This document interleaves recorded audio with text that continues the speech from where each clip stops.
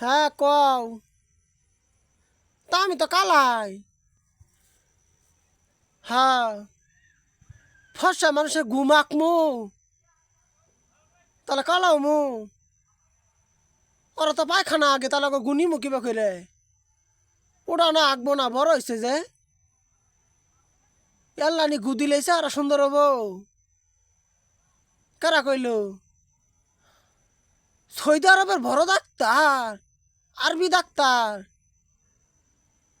তাহলে মূল কাছে বইটা ফর্সা বিছনাথ পড়ছে বিছনাতে আগে ঘুমেন কি বে পাতলাই মেন পাতলা ঘুমাবো না।